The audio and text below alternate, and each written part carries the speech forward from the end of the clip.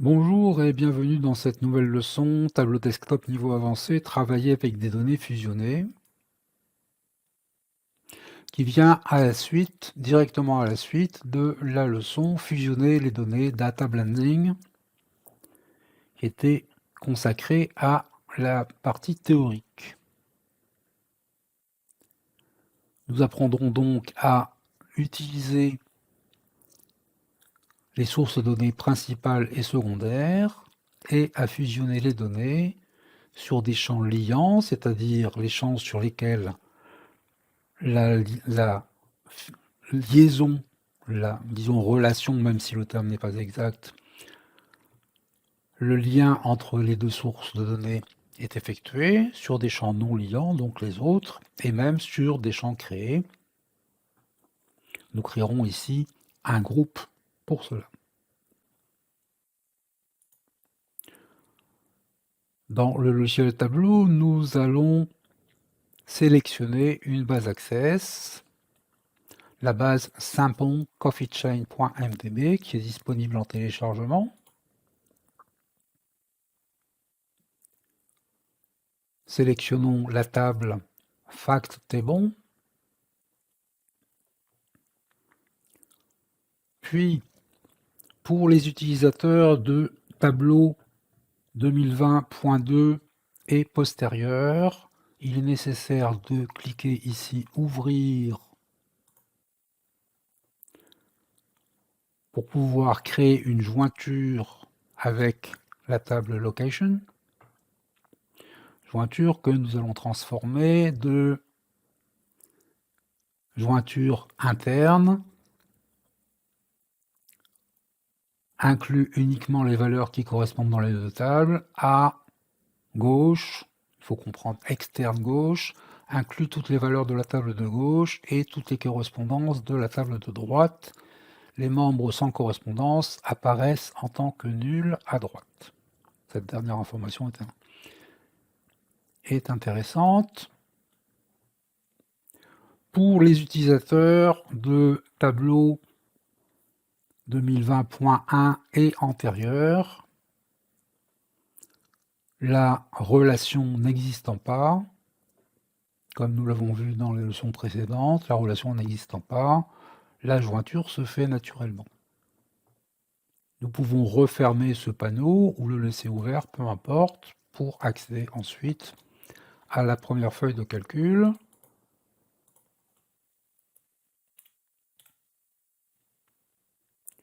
Dans laquelle nous allons placer le champ State de la table Location sur l'étagère des lignes. Et nous avons ici 20 lignes pour les 20 États des États-Unis qui existent dans cette table Location. Remarquons que le champ Area Code sur lequel est faite la liaison entre les deux tables Fact Table et Location est nommé Area Code dans la table principale Fact Table et Area Code Location dans la deuxième table. Revenons maintenant à la source de données, à l'écran source de données, et nous allons sélectionner une deuxième source de données, non pas ajouter une connexion, mais créer une nouvelle source de données par le menu données, nouvelle source de données, et ce sera cette fois-ci le fichier Excel Simple Superstores, qui est l'équivalent de exemple hypermarché que nous connaissons, mais avec des données aux États-Unis d'Amérique. Cliquons Simple Superstore, ouvrir, et la feuille Orders, qui était l'équivalent de la feuille achat que nous connaissons.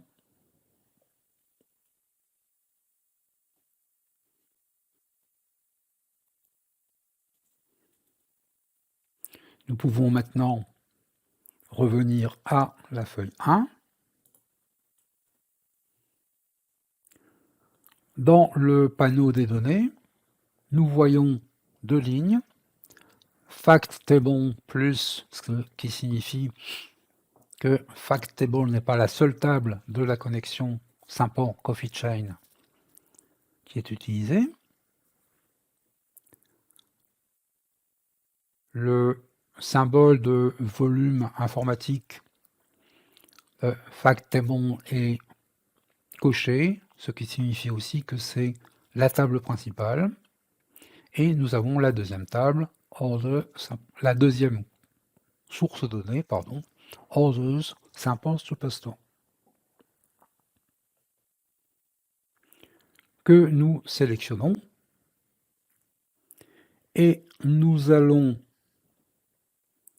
ajouter la dimension, la mesure 16 en colonne pour créer ce diagramme à barres qui contient toujours les 20 états de la source de données principale, Fact Table. Dans le panneau des données, lorsque la source Orders Simple Superstore est sélectionnée, nous voyons sur la dimension State ce symbole, et lorsque nous pointons sur ce symbole, la bulle d'aide nous dit « Arrêtez d'utiliser State comme champ de liaison ». State est donc le champ de liaison entre les deux sources de données. Lorsque l'on sélectionne la source de données principale, ce symbole de liaison n'apparaît pas sur le champ State.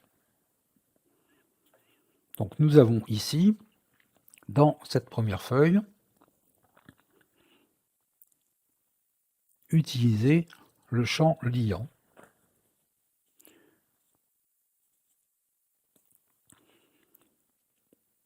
à partir de la source de données principale.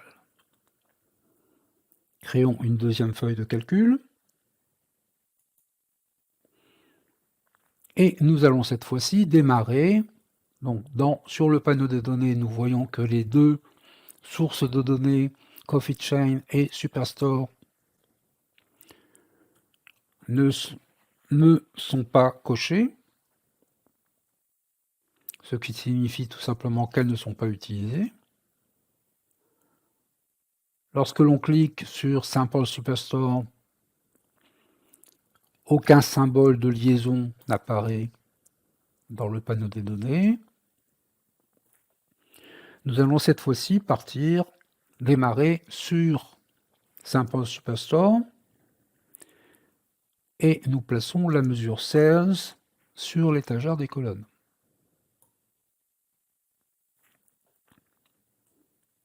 Puis,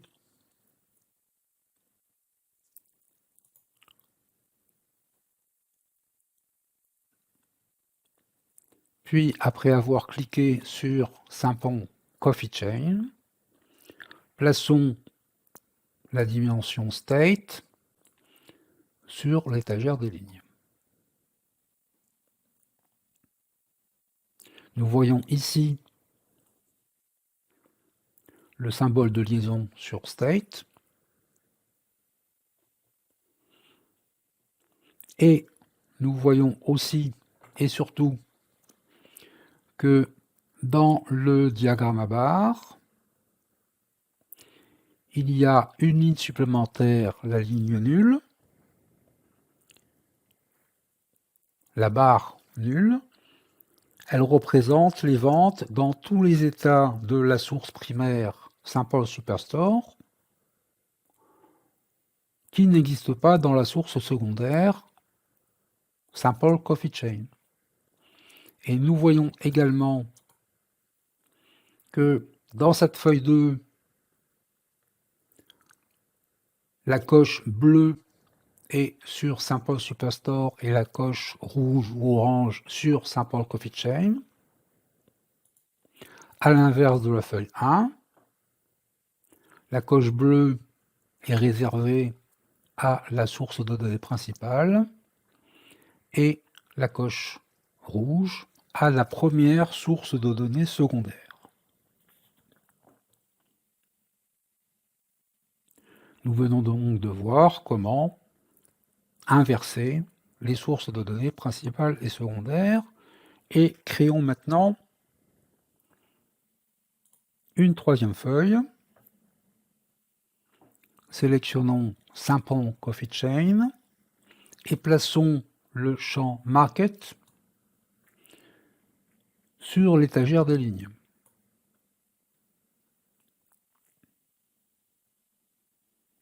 Puis, dans Saint Paul Superstore, le champ Sales sur l'étagère des colonnes. Nous avons certainement commis une erreur,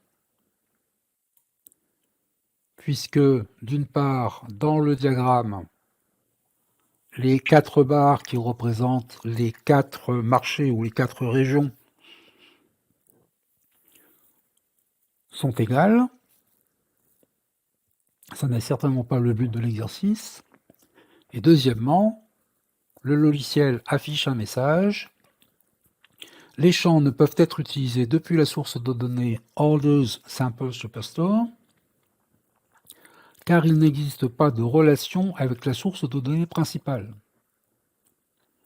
Dans le volet données, c'est-à-dire ici sur la gauche de l'écran, accéder à la source de données de Orders Sample Superstore, ce qui est le cas pour le moment, puis cliquer sur au moins une icône de lien pour combiner ces sources de données. L'icône de lien, nous la voyons ici, sur la dimension State. Donc, cliquons OK.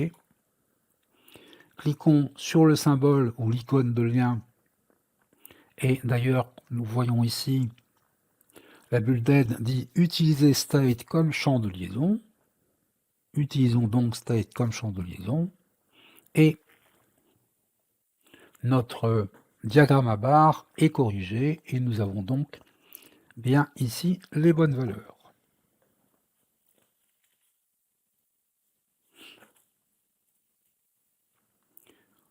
Créons une quatrième feuille et nous allons maintenant essayer de lier les deux sources de données sur un champ créé. Sélectionnons la source Coffee Chain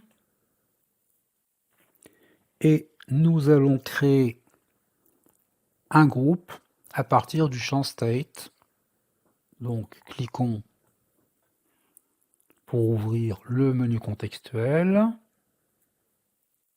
créer un groupe.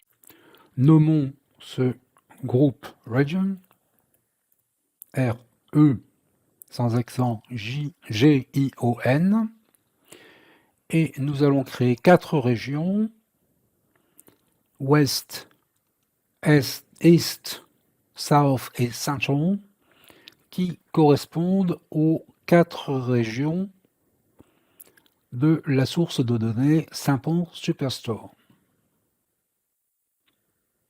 Donc un premier groupe avec California, Colorado,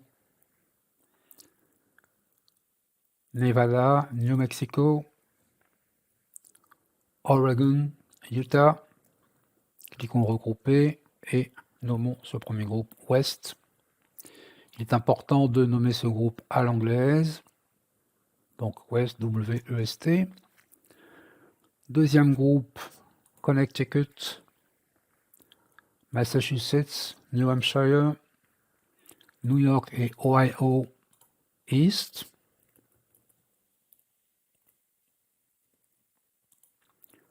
Florida, Louisiana, South. Et enfin, Illinois, Iowa, Missouri, Oklahoma, Wisconsin,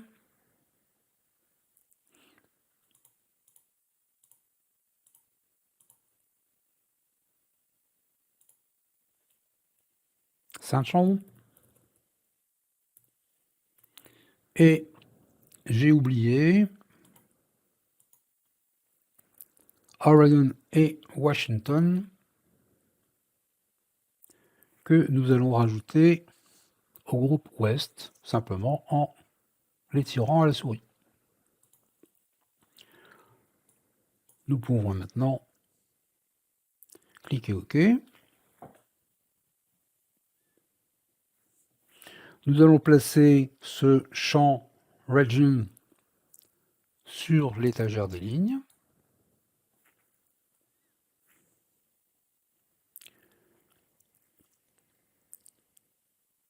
Puis le champ, la dimension Sales de Fact Table sur l'étagère des colonnes pour créer un premier diagramme à barres. Sélectionnons maintenant la source de données Sample Superstore et plaçons également la dimension Sales sur l'étagère des colonnes.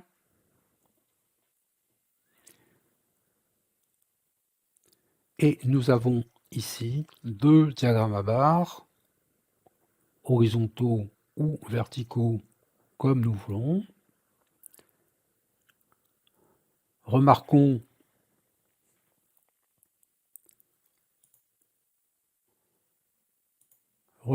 lorsque nous sélectionnons la source de données Sample Superstore dans le panneau des données que le lien actif est créé sur le champ Region. Le champ State n'est pas le champ de liaison actif. Nous allons maintenant enregistrer notre fichier sous le nom FR787-0205, travailler avec des données fusionnées. Et nous terminons ainsi cette leçon.